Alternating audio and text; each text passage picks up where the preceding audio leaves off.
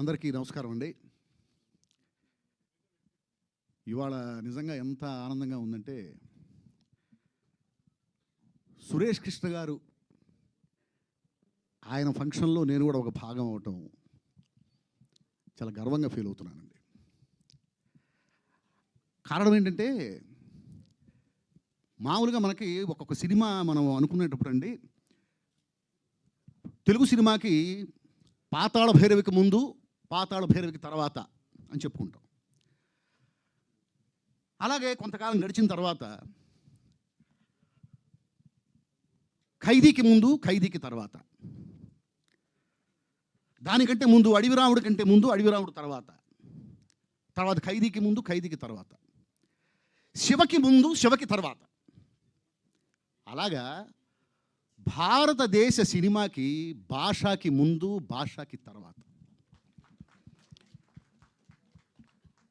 ఎంతమంది ఆ సినిమాని ఫాలో అయ్యి, ఎంతమంది ఆ స్క్రీన్ ప్లేని ఫాలో అయ్యి, ఆత్మని ఫాలో అయ్యి, ఎంతమంది కొత్త దర్శకులు ఇండస్ట్రీకి వచ్చారు భారతదేశ వ్యాప్తంగా, ఎంతమంది నిర్మాతలు ఆ ఫార్ములాని ఫాలో అయ్యి నిర్మాతలుగా ఇండస్ట్రీలో స్థిరపడ్డారు.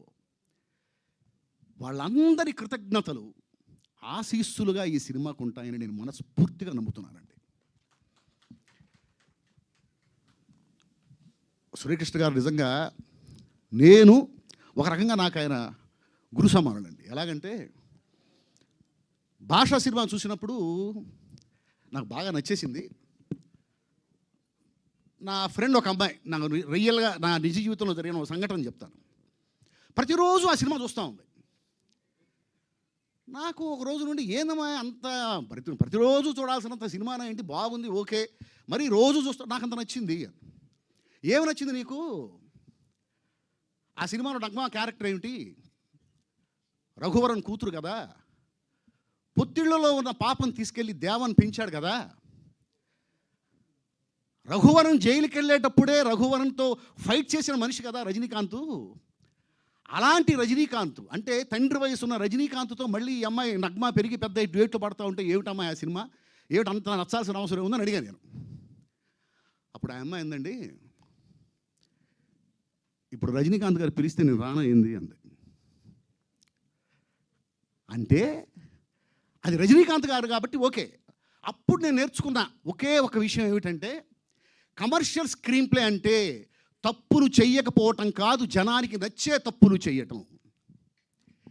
ఏ తప్పు జనానికి నచ్చుతుందో తెలిసిన వాళ్ళు సక్సెస్ అవుతారు, ఏ తప్పు జనానికి నచ్చుతుందో తెలియని వాళ్ళు ఇక్కడ సక్సెస్ కాలేరు. ఫలానా తప్పు నచ్చింది కదా దాన్నే ఫాలో అవుదాం అనుకుంటే ఇక్కడ ఈ తప్పు నచ్చదు, ఆ తప్పు ఇంకో చోట నచ్చదు. ఫలానా చోట ట్రైన్ ఎపిసోడ్ అద్భుతంగా నచ్చింది కదా అని చెప్పి ఈ సినిమాలో కూడా ట్రైన్ ఎపిసోడ్ చేస్తానంటే కుదరదు. ఇలాంటి నచ్చే తప్పులు చేయటమే కమర్షియల్ స్క్రీన్ ప్లే అనేది నేను ఫస్ట్ నేర్చుకుంది సురేష్ కృష్ణ గారు తీసినటువంటి భాష సినిమా చూసండి. అలా నాకే నా గురు సమానులు. ఇకపోతే ఇక ఈ సినిమాకి వస్తే సార్, ముఖ్యంగా నిర్మాతలు, ఆయన ఎంత గొప్ప నిర్మాత అంటే, ప్రొడ్యూస్డ్ బై అని కాకుండా డెడికేటెడ్ బై అని వేసుకున్నాడంటేనే ఈ సినిమా డబ్బుల కోసం తీయలేదు అనేది మనకు అర్థమవుతుంది. డబ్బుల కోసం తీయాలనుకునే వాళ్ళు ఎవ్వరు కూడా ఇలాంటి సినిమా చేయరండి. డబ్బులు వస్తాయో రావో, ఓకే, వస్తే రావచ్చు, రాకపోయినా పర్వాలేదు, ఈ సినిమా జనానికి చూపించాలి, జనానికి తెలియాలి. ఆ ప్రేమ, సత్యసాయిబాబా ప్రేమ నా వంతుగా నేను 10 మందికి పంచాలి అనేటువంటి ఒక మనస్తత్వం ఉంటే మాత్రమే ఇలాంటి సినిమా చేయగలుగుతారు తప్ప కమర్షియల్గా ఆలోచిస్తే ఇలాంటి సినిమా చేయరండి. కాబట్టి కమర్షియల్గా ఆలోచిస్తూ చేసే సినిమాలకి ఇచ్చేటువంటి కోఆపరేషన్ కంటే ఇలాంటి సినిమాలకి మీడియా మిత్రులు ఇంకొంచెం కోఆపరేషన్ ఎక్కువ ఇవ్వాలి. ఎందుకంటే వాళ్ళు కమర్షియల్గా ఆలోచించట్లేదు కాబట్టి మన వంతు మనకు కూడా ఏదో ఒకటి చేయాలి. ఇలాంటి సినిమాకి అందరూ చూస్తారండి, ఖచ్చితంగా చూస్తారు. ఇది ఆస్తికులు నాస్తికులు అనేటువంటి భేదం లేకుండా అందరికీ నచ్చేటువంటి సినిమా అవుతుంది. కారణం ఏమిటంటేనండి, ఇప్పుడు దేవుడు ఉన్నాడు అనుకునేవాళ్ళు ఉంటారు, దేవుడు లేడు అనేటువంటి నాస్తికులు ఉంటారు. కానీ దేవుడు ఉండకూడదు అనుకునేవాడు ఎవడు ఉండడు. ఉండకూడదు, దేవుడు ఉండడానికి వీల్లేదు అనేవాళ్ళు ఎవరైనా ఉంటారా? దుష్ట శిక్షణ, శిష్ట రక్షణ చేయటానికి ఒక శక్తి రావాల్సిన అవసరం లేదు అనేవాళ్ళు ఎవరైనా ఉంటారా? ఉండరు కదా. ఉంటే బాగుండు అని అనుకుంటారు, కాకపోతే లేరు అని కొంతమంది అనుకుంటారు, లేదు లేదు ఉన్నాడు అని కొంతమంది అనుకుంటారు. కాబట్టి ఆ దేవుడు అనే కాన్సెప్ట్ నమ్మిన వాళ్ళు నమ్మకంగా చూస్తారు, నమ్మని వాళ్ళు ఇలాంటిది జరిగితే బాగుండు అనేటువంటి ఒక ఆశా దృక్పథంతో చూస్తారు. కాబట్టి ఖచ్చితంగా ప్రతి ఒక్కళ్ళు ఇలాంటి సినిమా చూస్తారండి, చూడాలి. ఆధ్యాత్మికత అనేది అవసరం. ఎందుకు అవసరం అంటే, అసలు దేవుడే లేడు అని అనుకున్నాం అనుకోండి, పాప భీతి అనేది ఉండదు. దేవుడు లేడు కదా, ఏ పాపం చేస్తే ఏముంది, మనల్ని ఏమి కొట్టేవాడు ఎవడు లేడు కదా.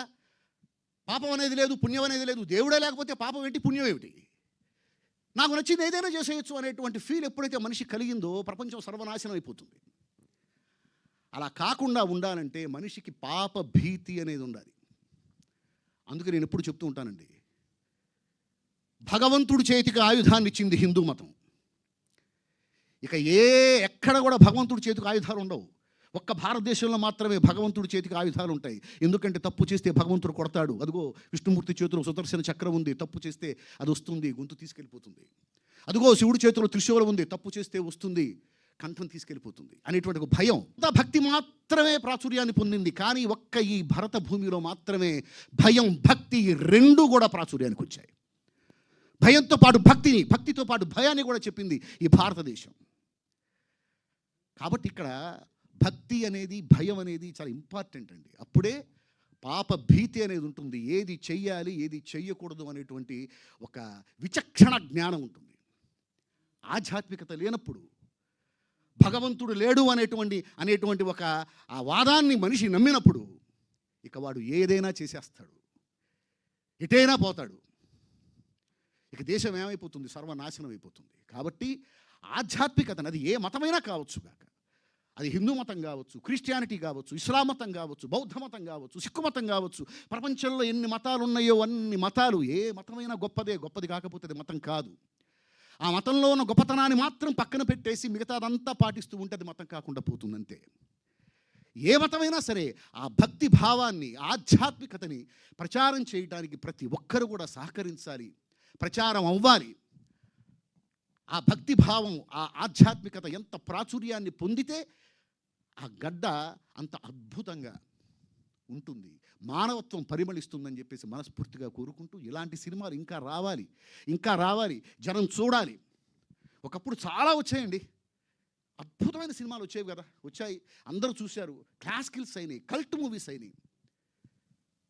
ఒక పాండురంగ మహత్యం కానివ్వండి, ఒక భక్త తుకారాం కానివ్వండి, ఒక భక్త జయదేవ కానివ్వండి, విప్రనారాయణ కానివ్వండి, ఎలాంటి సినిమాలు వచ్చాయి. ఇప్పుడు అవేమీ రావటంలా. కమర్షియల్గా కూడా ఆడాయి, కరెక్ట్గా తీస్తే కమర్షియల్గా కూడా అలాంటి సినిమాలు ఆడతాయి. దానికి ఉదాహరణ ఎన్నో వచ్చాయి, మన తెలుగులోనే వచ్చాయి, ఎన్నో వచ్చాయి. కాబట్టి ఈ సినిమా కూడా కమర్షియల్గా కూడా అద్భుతమైనటువంటి హిట్ సాధించి ఇలాంటి సినిమాలు ఇంకా ఇంకా రావడానికి ఇన్స్పిరేషన్గా ఈ సినిమా నిలవాలని మనస్ఫూర్తిగా కోరుకుంటూ నాకు అవకాశం ఇచ్చినందుకు thank you very much. Thank you sir, thank you very much. చాలా